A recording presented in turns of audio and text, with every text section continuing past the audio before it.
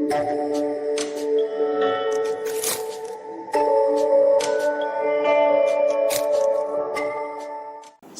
warahmatullahi wabarakatuh. Halo sahabat GM, kembali lagi dengan Kakak Dika.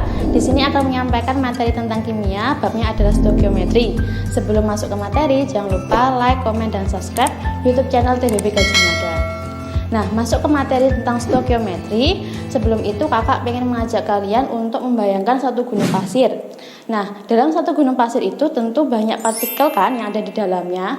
Nah, pasir sekecil apapun di dalamnya pasti memiliki banyak partikel. Nah, pertanyaannya adalah bagaimana kita bisa menghitung seluruh partikel yang ada pada satu gunung pasir itu? Apakah kita bisa menghitung satu persatu? Jawabannya adalah tentu saja tidak. Kita akan kesulitan menghitung banyaknya partikel dalam satu gunung pasir itu. Makanya kenapa di sini digunakan adanya massa satuan atom.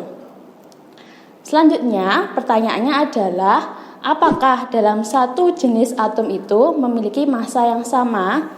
Seperti halnya pasir tadi, apakah satu butir pasir itu memiliki massa yang sama dengan butir yang lain? Jawabannya ternyata tidak.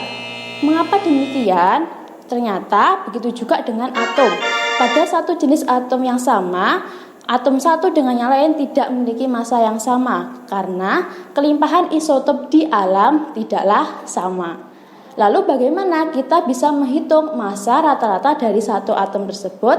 Nah, makanya digunakan rumus massa rata-rata dari satu atom, misalkan kita X, adalah isotop dari atom tersebut massanya dikalikan dengan kelimpahannya ditambahkan dengan isotop yang lain dikalikan kelimpahannya dibagi dengan kelimpahan total yang ada di alam.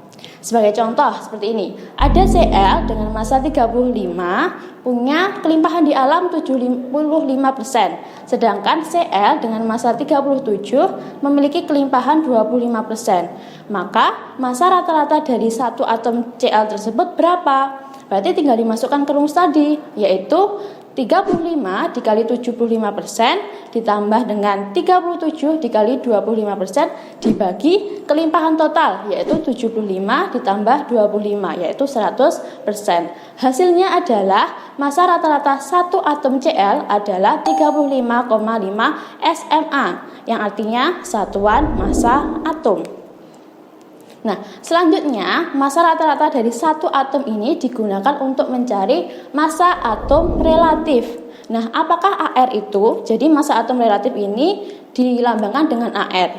AR adalah perbandingan dari massa rata-rata satu atom X dengan 1/12 kali massa satu atom C12. Nah, mengapa di sini kita menggunakan atom C12? Karena massa atom C12 ini memiliki massa yang paling stabil atau tetap. Nah, maka dari itu kita bisa mencari tadi berapa massa atom relatif dari Cl. Nah, di sini massa atom dari satu C12 adalah 12 SMA. Sehingga AR dari Cl adalah massa rata-rata dari satu atom Cl tadi, yaitu 35,5 SMA per 1/12 kali 12 SMA didapatkan yaitu 35,5. Nah, AR ini tidak memiliki satuan dan setiap atom memiliki AR yang berbeda. Kita bisa melihatnya pada tabel periodik unsur. Nah, selanjutnya apabila ada atom sejenis atau beberapa atom ini berikatan, bergabung menjadi satu kesatuan, dinamakan senyawa. Nah, senyawa ini juga punya massa ternyata yang disebut dengan massa molekul relatif, yaitu Mr. Nah, Mr adalah perbandingan rata-rata massa satu senyawa dengan 1/12 kali massa satu atom C12. Nah, bagaimana kita mencari Mr dari suatu senyawa? Sebagai contoh seperti ini. Ada soal, diketahui AR dari Na adalah 23, sedangkan Cl adalah 35,5. Berapakah massa molekul relatif atau Mr dari senyawa NaCl? Maka bisa dijawab, massa molekul relatif dari NaCl ini adalah jumlah atom Na pada molekul NaCl dikalikan AR-nya Na plus jumlah dari atom Cl pada NaCl dikalikan dengan massa atom relatifnya yaitu AR-nya. Berarti 1 kali 23 ditambahkan 1 kali 35,5.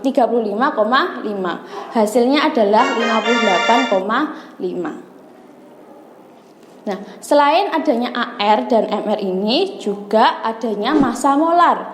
Nah, massa molar adalah massa yang dimiliki oleh setiap 1 mol zat. Nah, apabila zat itu berupa senyawa, maka massa molar dari 1 mol senyawa itu sama dengan massa molekul relatifnya.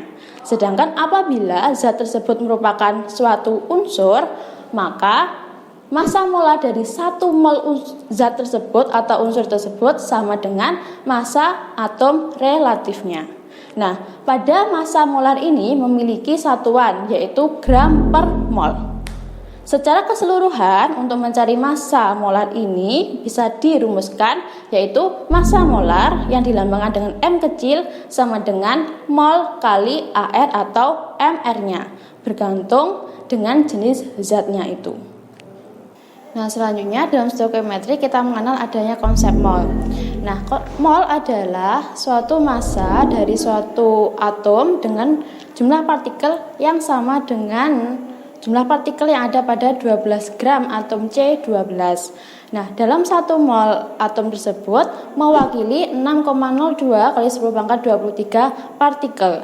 Nah, 6,02 kali 10 pangkat 23 ini adalah bilangan Avogadro.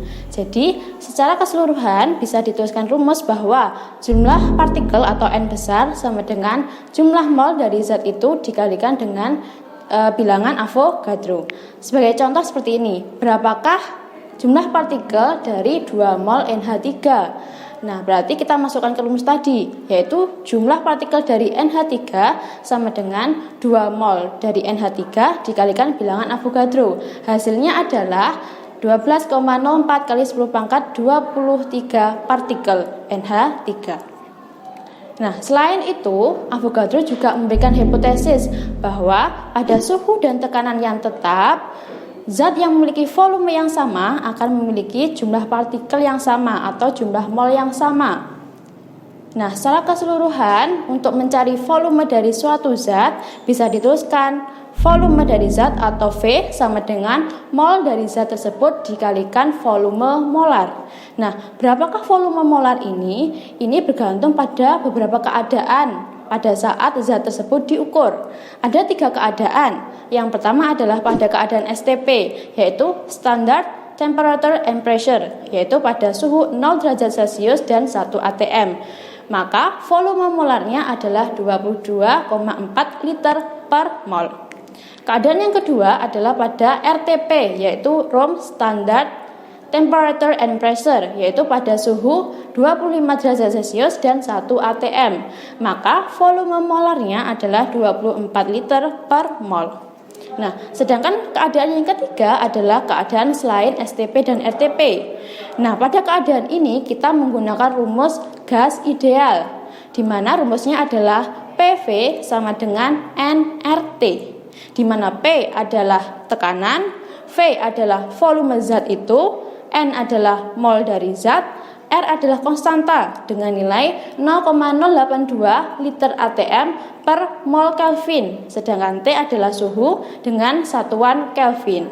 Sebagai contoh seperti ini, ada soal, berapakah volume dari air yang sebanyak 2 mol pada keadaan RTP, yaitu pada keadaan suhu 25 derajat Celcius dan 1 atm.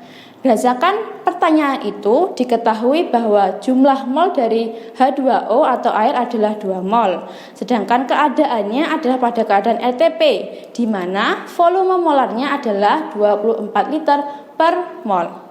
Sehingga volume dari H2O adalah mol H2O dikalikan 24 liter per mol, yaitu 2 mol dikalikan 24 liter per mol. Hasilnya adalah volume H2O 48 liter. Nah, selain mol berhubungan erat dengan banyaknya partikel dan juga volume, mol juga memiliki ikatan dengan satuan yang lain, yaitu konsentrasi atau molaritas.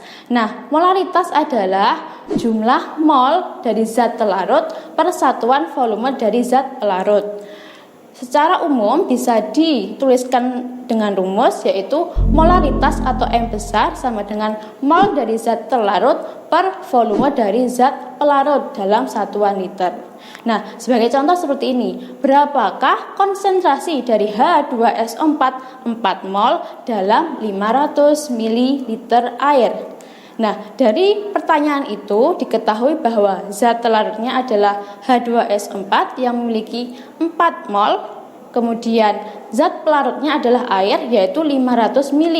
Kita konversikan ke dalam liter yaitu menjadi 0,5 liter. Sehingga konsentrasi dari H2SO4 adalah molnya H2SO4 yaitu 4 mol per volume air yaitu 0,5 liter. Hasilnya adalah 8 molar. Molar juga bisa dituliskan dengan 8 mol per liter. Nah, dari materi yang kakak sampaikan tadi, ternyata mol itu berikatan dengan banyak satuan seperti massa, jumlah partikel, volume zat, dan juga konsentrasi. Secara keseluruhan bisa dilihat dengan diagram seperti berikut. Nah, sekian dulu yang bisa kakak sampaikan tentang materi stoikiometri, dan pastinya kakak akan menyampaikan materi kimia yang lainnya yang lebih seru. Dan jangan lupa tonton video-video yang lainnya. Sekian, terima kasih. Assalamualaikum warahmatullahi wabarakatuh.